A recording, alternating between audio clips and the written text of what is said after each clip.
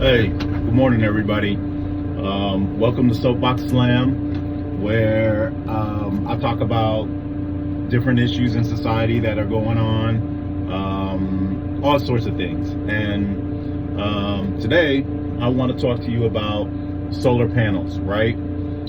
So I've been looking into getting solar panels at my house because my energy cost is insane. I pay anywhere between $400 to $600 a month in energy costs, right?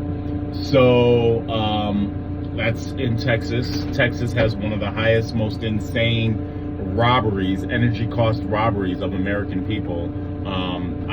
It's unbelievable what people have to pay in Texas, and this is what I have to pay. So I have this insane energy cost, and I've been looking into getting solar panels. I mean, you go on social media and they advertise solar panels everywhere. Oh, if you live in any of these states, check out, we can give you a deal. We got solar panels for you at zero cost. I mean, the advertisement for solar panels is so excessive that it's designed to seduce you and entice you into getting solar panels. And I'm the sucker who tried, right? Well, I didn't get solar panels yet. What I've done is I set up 3 meetings with contractors to understand and see what the actual bottom line cost would be for me to install solar panels. But I want to say from the very beginning, because I've done my research before these contractors are coming,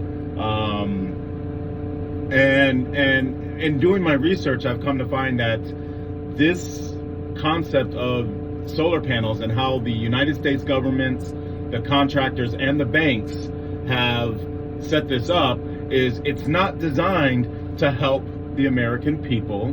It's not designed to, the way it's set up, it's not designed to help the American people. It's not designed to actually help the environment. And it's really more, I hate to say it, it's more of a ruse or a money grab for the banks. And I specifically put it on the banks, not so much the contractors, because here's the issue, right? The price point for the product is so high. It's put at a point that it's so high that the majority of the American public who would want to put solar panels on would have to finance. But let me get into that a little bit later. Let me go back to the issue that actually it's a good thing, right? It's a good thing to have solar energy. It does help the environment. It decreases our dependency on fossil fuels, right? You know, whether it's reducing your carbon footprint or not, I mean, it's not, this idea that we're going to stop climate change is the most ignorant idea that anybody can have, right? It's ignorant. And I hate to speak in a way where I'm degrading or talking down to on anybody who believes in it. But the concept of we human beings are going to stop Mother Nature's progression, the natural cycle of Earth climate change, to me is the most arrogant thing that a human being could possibly think. Yeah, we can cut down trees and influence the environment and change things in our immediate environment. But we have to consider the fact that global change, global warming, and all this other stuff is also a part of the cyclical natural order of the world. I mean, that's just a natural part of it. And instead of trying to be so arrogant that we are going to change Mother Nature, like, really? We're going to change Mother Nature? We need to start coming up with ideas of how do we adapt and cope with Mother Nature.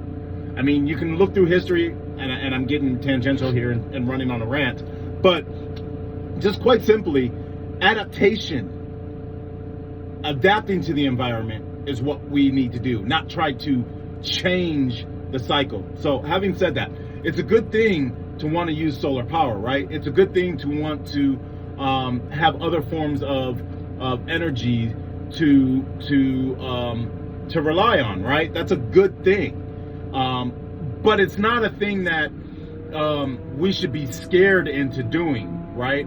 And that's a tactic that I think a lot of people have used, government and things like that, is to try and scare the public into doing this. And I think that is criminal. And I think that I just think that's wrong, right? I think that's a really horrible thing. It insults the public. But anyways, I want to get solar panels, right? My energy cost is too high. I want to get solar panels. But the cost to actually put on solar panels is price point so high that the only advantage is for the banks, right? It's not for us.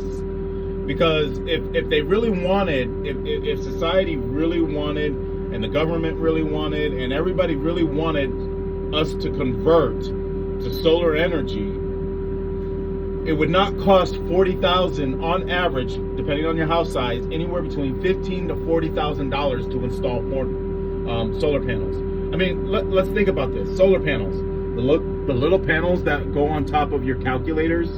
You know, when you used to have solar powered calculators that the lights would turn on and you had a calculator that worked, right? This is what we're talking about. Solar panels, just a panel, right?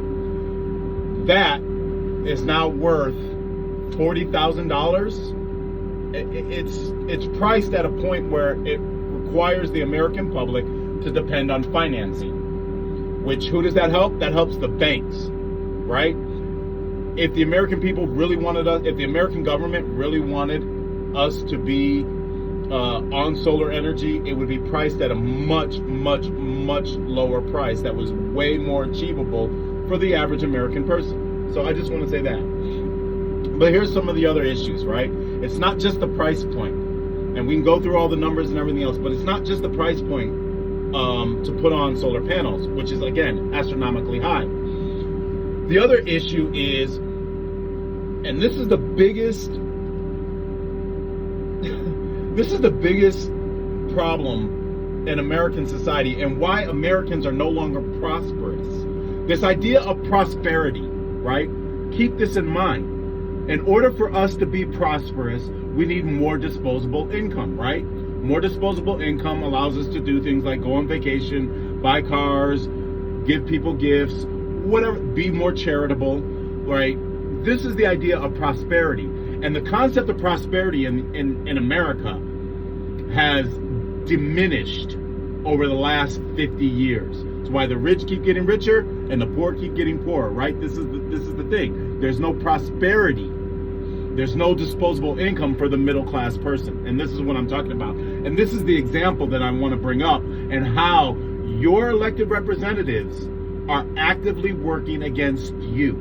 And this is the issue, and this is an example. We're talking about solar panels, right? So, A, they can bring the price point down. If they brought the price, the actual price of what it costs to buy the panels, more people could buy panels, they would sell more panels and make more profit that way, right? But no, instead they want to get people hooked on financing and relied on the banks and give all this money to the banks. The banks are your worst enemy. Remember that. The banks are your worst enemy. They are the biggest problem in our society. But that's another show. All right, back to my solar panels, right? So the other biggest problem with the solar panel issue is the fact that I put these solar panels up on my roof, right? And I'll show you a bill. I can show you this. You can go online, you can look anywhere else. But my solar panels, this is an example, but this is a real example. I can show this to you. My solar panels, this is an example. My solar panels, I only use 225 kilowatts a month. My solar panels absorb and bring in 865 kilowatts of energy a month. So that's a difference of about 599 kilowatts that are not used. So you say, well, where do those 599 kilowatts that your solar panels on top of your roof that you financed and you paid for, where does that other energy go? Guess what? It goes back to the utility company, right? So utility company harvests that excess energy, and in exchange for harvesting that excess energy, they're going to give you a discount on your bill. This is how your bill gets cheaper, right? There are 3 points on your bill. There's supply, there's delivery, and there's taxes, right?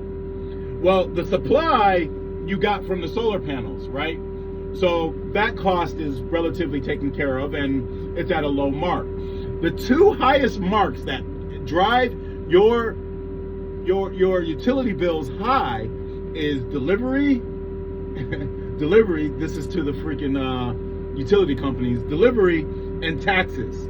Well, taxes to who? To the state and federal government. And if you ever look at your utility bill, there's a million different fees under each of delivery and taxes. Shit that they just made up so they can make more money, right? This is insane. This is absolutely insane. Again, the idea and the concept of prosperity. Well, they're taking all your excess disposable income and creating all these different kind of fees that make no sense so that they can make more money, so that CEOs can have six figures for giving the general public a service that pretty much ought to be for everybody. They deserve that kind of income. They didn't make anything. They didn't invent anything. They haven't done anything that warrants that kind of money. Or stockholders to have 6 and 7 figures from investing. No, this doesn't make any sense, right? Why do we have to keep paying taxes on stuff that makes no sense? But those are your three charges or three areas on your bill that you're paying for, right? So this excess energy that your solar panels create goes back to the utility company, whoever your utility service provider is. They get the excess energy. Well, guess what? You only use 200 kilowatts. Your solar panels brought in 800 kilowatts. So that difference of 600 kilowatts goes back to the utility company, and they give you a little discount. But now that they've got all this excess energy that you and whoever else has solar panels on, guess what? Guess what they do? They raise the rates of utility cost, electricity, on other people who don't have solar panels, right? So why am I financing my property, my solar panels? I own them. I had to finance it. I had to pay for it. Why is my excess energy required? And here's another thing. In order to get all these discounts and everything else, you are required to give the utility companies the energy back. You're required to give from your money, your purchase, your ownership of your panels. You are required to give it back to the utility companies. What sense does that make? I had to finance this. I had to give the banks excess money and everything else, and now my excess energy, I own it. My excess energy is required to go back to the utility companies, and they give me a discount on the taxes and delivery service. And if I only use 200 watts and my energy use is a quarter per electricity, whatever, per watt, right? How do they have a valuation of that excess? How are they valuing that excess 500 kilowatts that they get back from me?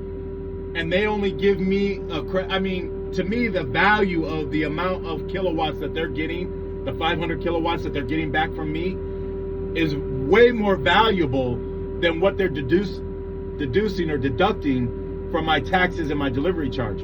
It doesn't make sense. It's fuzzy math. And I own this. I own that energy that is being harvested because I had to finance these panels and everything else. I own this. I pay for this. I have to get up every morning at 5 o'clock in the morning, put my boots on, go to work a 10 to 12 hour day, 6 days a week, to give my energy back to them that I have to finance in order to accomplish or to achieve. And the federal government thinks that this is a great plan for the American people. Oh, prosperity. This is bullcrap, man. This does make no sense, right? This does not make any sense whatsoever. So I get very angry about this whole concept, and I will let these contractors come out and give me their bids so I have exact dollars, but the whole concept in itself does not make sense. Yeah, if I go completely off the grid which means that I would be totally dependent on whatever solar energy I have to supply my energy cost. That is the only way I can avoid dealing with an electric company. Go completely off the grid, right? Again, the federal government is not trying to help Americans become prosperous. So all in all, this whole rant and discussion about solar panels is simply to say it's a trick. And I really hate to put down the idea of using solar panels, because it is a good concept. But until they bring the prices down very low so that the average American doesn't have to finance it in order to do it. That's another thing. Whatever I have to pay in interest to finance is the difference that that is reducing my electric bill. So I'm just transferring money from what I pay to the electric company, and now I'm giving it to a bank. Again, the banks are our worst enemy. They're horrible. I mean, again, like, you got to finance furniture. They have marked up the price of all the goods in America so that everybody is financing everything, and the banks make all the money. The banks are Americans' enemy. That is the truth. And it's the same with these solar panels. If the federal government really wants to change our carbon footprint, and the federal government wants Americans to be prosperous, they would do three things. And this is my solution to the problem. Number one, they would make more than a 30% subsidy to bring down the cost of solar panels. 30% on $40,000 is only $12,000. It's still got to come up with $28,000, rounded up $30,000 to put solar panels on my roof. I don't have $30,000 sitting in the bank. I'd have to finance it. Federal government would have to make it so that the panels themselves are significantly cheaper. Number one, this is how you solve the problem. Panels would have to be significantly cheaper. Number one. Number two, the federal government would have to do way more to step in on the utility companies and prevent them from harvesting the electricity that my panels are creating for them. The federal government would have to do a heck of a lot more than just reduce my electric bill. There would have to be a lot more incentives for me to reap more benefit from my panels being on top of my roof, giving energy back to the utility companies. Number two. Number three, the federal government, and I say the federal government, but really the contractors and well, there's, okay, 2 points, not 3, sorry. I do want to make a few other points and then we'll wrap this up, right? All about solar panels and why this is really not a good thing for American society. Not because it's not a good thing. It's not a good thing because solar panels are bad. No, it's because they priced it at a point that it is not economically feasible or advantageous for Americans to do it. Period, point blank.